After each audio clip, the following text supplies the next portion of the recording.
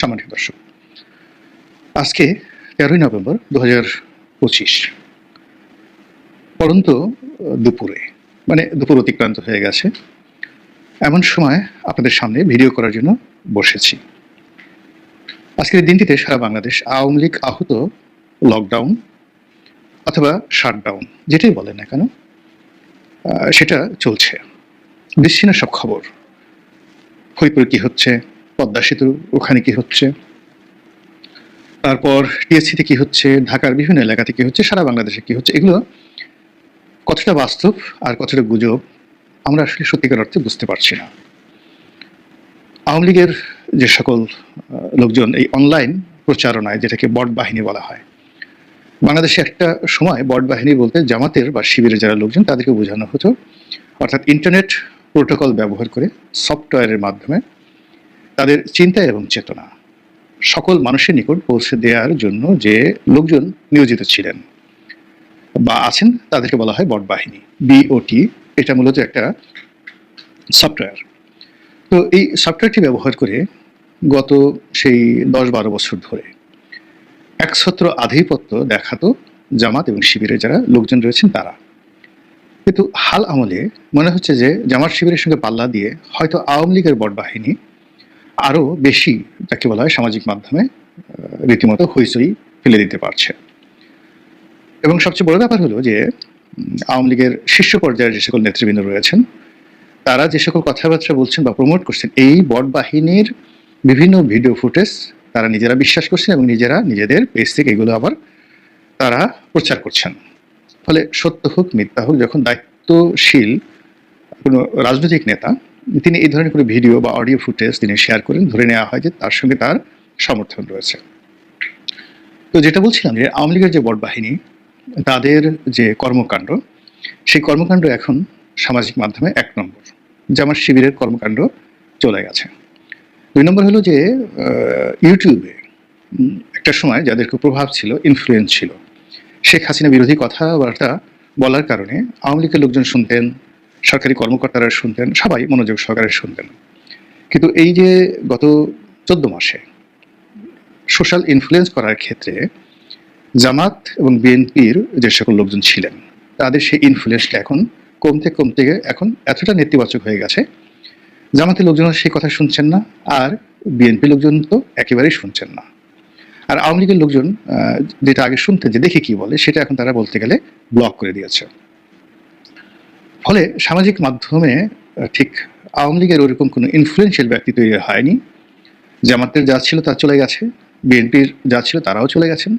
কিন্তু এই একটা বিশৃঙ্খল যে সামাজিক মাধ্যম, যেটা মূলধারার গণমাধ্যমের সেটা অনেক অনেক শক্তিশালী, সেটা বিচ্ছিন্নভাবে অস্থিরভাবে পায়চারি করছে। আর সারা দেশে মানুষের মধ্যে এক ধরনের ভয় এবং আতঙ্ক, এক ধরনের অবিশ্বাস, এক ধরনের অনাস্থা তৈরি করে ফেলেছে। এই হলো সামাজিক মাধ্যমের অবস্থা। আমাদের মূলধারার যে গণমাধ্যমগুলো আছে প্রায় সকলেরই তারা এখন মাল্টিমিডিয়া সেকশনটাকে, মানে সামাজিক মাধ্যম নির্ভর, সেটা Facebook, YouTube, Twitter, LinkedIn, Twitter তো না, এখন এক্স হ্যান্ডেল, এইগুলোতে তাদের যে অ্যাক্টিভিটিস, সেই অ্যাক্টিভিটিস প্রিন্ট বা তাদের অন স্ক্রিন, যেমন টেলিভিশনের যখন একটি প্রোগ্রাম থ্রো করা হয়, অন এয়ার করা হয়, এটিকে অন স্ক্রিন প্রোগ্রাম বলা হয়। তো এখন অবস্থা হলো যে প্রোগ্রামটি অন স্ক্রিন একটা সময় 10 লাখ লোক দেখতেন, কমতে কমতে 1 লাখ, আর এখন যখন কোনো একটা টেলিভিশন চ্যানেলের স্ক্রিন খোলা থাকে 2-3 হাজারের বেশি লোক কিন্তু অন স্ক্রিনে থাকে না। এটা হলো বাস্তব। আর যে সকল ছোট ছোট টেলিভিশন রয়েছে তাদের অন স্ক্রিনে সারা বাংলাদেশে 500 লোকও থাকে না। এটা হলো বাস্তবতা। তো সেই যে বাস্তবতা, সেই বাস্তবতায় দেখা গেল যে তাদেরকে নির্ভর করতে হচ্ছে সামাজিক প্ল্যাটফর্মের উপরে। তো অন স্ক্রিনে যে টেলিভিশনটির ২,০০০ থাকে না বা ৫,০০০ থাকে না বা ৫০০ থাকে না, তারা এটাকে ১ লাখ, ২ লাখ, ৫ লাখ ভিউর মধ্যে নিয়ে আসে সোশ্যাল মাধ্যম বা সামাজিক মাধ্যম ব্যবহার করে, প্ল্যাটফর্মগুলো ব্যবহার করে। তো সামাজিক প্ল্যাটফর্মের একটা স্বাভাবিক চরিত্র হলো চটকদার বিজ্ঞাপন লাগবে, চটকদার কথাবার্তা লাগবে, এবং অন্যান্য যে সকল বট বাহিনী বলেন, যারা ভিউ ব্যবসা করেন, যে তাদের মিলিয়ন ভিউ লাগবে, তারা সেই ভিউর কারণে বা ভিউ পাওয়ার লোভে কোনো অবস্থাতেই তাদের নীতি নৈতিকতা রাখেন না।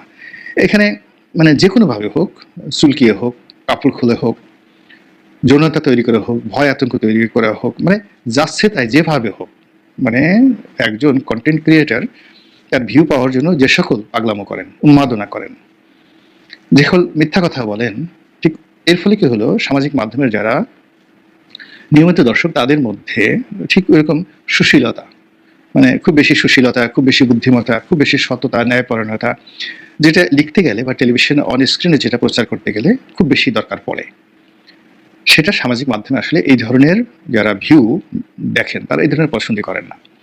ফলে দেশের প্রধানতম গণমাধ্যম তো বটেই, বিশ্বের নামকরা গণমাধ্যম, এমনকি ধরুন ভারতের হিন্দু, দ্য ইন্ডিয়ান এক্সপ্রেস, এই সকল পত্রিকা, কিংবা the guardian, new York Times, the financial Times, কিংবা ধরুন দ্য টাইম ম্যাগাজিন, এই সকল পত্রিকা তাদের মূল যে কন্টেন্ট বা এই সকল গণমাধ্যম তাদের মূল content, CNN, BBC, Al Jazeera মূল কন্টেন্টের বাইরে গিয়ে যখন তারা এটাকে সামাজিক মাধ্যমের জন্য তৈরি করেন, তো সেখানে খণ্ড খণ্ড করে এরকম উত্তেজনা বা উত্তেজক শব্দ তারা ব্যবহার করেন যেন ভিউ পাওয়া যায়। এবং প্রতিটি যাকে বলা, যেহেতু আমি সংবাদপত্রের সাথে জড়িত, যেমন আমি 2009 সনে যখন একটা পত্রিকায় লিখতাম ধরুন, তো সেই পত্রিকাটি বাংলাদেশের 1 নম্বর পত্রিকা ছিল, 5 লাখ, 5.5 লাখ, 6 লাখ ছাপা হতো।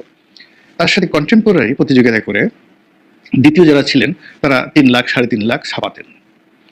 এখন সেই পত্রিকাটি হয়তো 2 লাখের বেশি ছাপানো, বিকজ একটা পত্রিকা প্রিন্ট করতে তার খরচ যায় ধরুন 15 টাকা। সে যদি 1 লাখ ছাপায়, মার্কেট থেকে সে পাচ্ছে বিজ্ঞাপন বাবদ সব বাদ দিলে সে কত, তার যে মূল্য আছে সেই মূল্যের 40% টাকা বাদ দিতে হচ্ছে। এর ফলে কি হলো যে এখন প্রিন্ট ভার্সনে যাচ্ছে না, সবাই মাল্টিমিডিয়াতে চলে যাচ্ছে। তো বড় বড় পত্রিকাগুলো যেগুলো দেখেন আসলে 10, 15, 20 হাজারের বেশি এদের সার্কুলেশন নেই। একেবারে খুব বড় জোর যেগুলো দেখা যাচ্ছে যে সেগুলো আপনি, আমি নাম বললাম না, আপনারা বুঝে নেন আর কি, একেবারে যারা মনে করেন যে বাংলাদেশে কিংবদন্তির সংবাদপত্র, মিডিয়া হাউস, তো এদের আসলে সার্কুলেশন নট মোর দ্যান 50,000। আর যারা বলেন যে সবচেয়ে বড় পত্রিকা, আমি যেটা বললাম যে যারা খুব বেশি ছাপায়, নট মোর দ্যান 2 লাখ, যেটা আমার কাছে, আমি যেহেতু এখনো লিখি আমি এটা বুঝতে পারি। কিন্তু যারা 2 লাখ ছাপায়, তো 2009 সনে বা 10 সনে তাদের হয়তো 5 লাখ তারা ছাপাতেন বা 6 লাখ তাদের ছাপাতেন। যদি একটা পত্রিকাকে আমরা 4 জন করে ধরি, তো 5 লাখ 20 লাখ লোক এটা একটা পরিবারকে ইনফ্লুয়েন্স করত।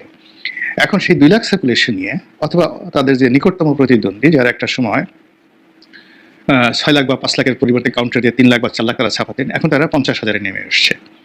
তো এখন তারা সামাজিক প্ল্যাটফর্ম ব্যবহার করে এই 1 কোটি যাকে বলা হয় দর্শককে তারা টার্গেট করছে। তো এই কারণে সামাজিক মাধ্যমে রীতিমতো গুজব ছড়ানোর একটা কারখানা শুরু হয়ে গেছে। আমি কথাগুলো এত লম্বা হিস্ট্রি দিলাম এই কারণে যে এই লকডাউনকে কেন্দ্র করে, শেখ হাসিনাকে কেন্দ্র করে দেশের মূলধারার অনেকগুলো গণমাধ্যম খবর ছাপিয়েছে যে দিল্লিতে শেখ হাসিনার বাসায় গোপন বৈঠক হয়েছে।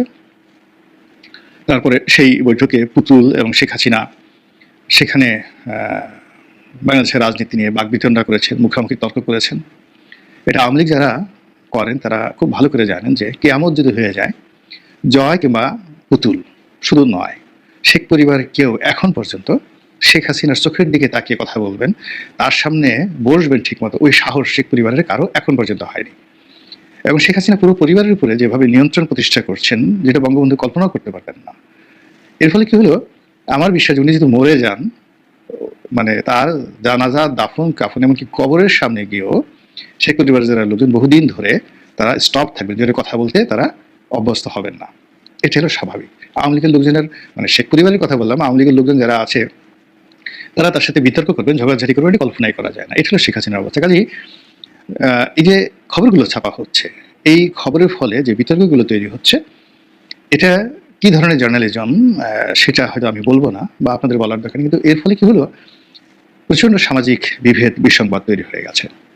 আবার খবরে দেখা গেল যে সেখানে দিল্লির বাসভবনে বসে শেখ হাসিনা ভয়ঙ্কর সব পরিকল্পনা করেছেন, কোথায় আগুন দিতে হবে, কোথায় পেট্রোল ঢালতে হবে, কোথায় ঢাল সুরকি নিয়ে নামতে হবে, পুরো জিনিসটা একটা মাস্টার প্ল্যান করে কাজ করছেন। মানে অ্যাজ ইট ইজ যে বাংলাদেশের সংবাদ মাধ্যমে যারা লোকজন আছেন তাদের গুপ্ত ক্যামেরা এবং তাদের অডিও ডিভাইস, যেটা দিয়ে ভয়েস রেকর্ড করা যায়, ওটা একেবারে শেখ হাসিনার শাড়ির সঙ্গে লাগানো ছিল। অথবা শেখ হাসিনার সেই মানে আশেপাশে যারা ছিলেন ওখানে একেবারে পুরো দাঁড়িয়ে দাঁড়িয়ে থেকে তারা সেগুলো রেকর্ড করেছেন, যেভাবে কোনো একটা অনুষ্ঠান টেলিকাস্ট করা হয়।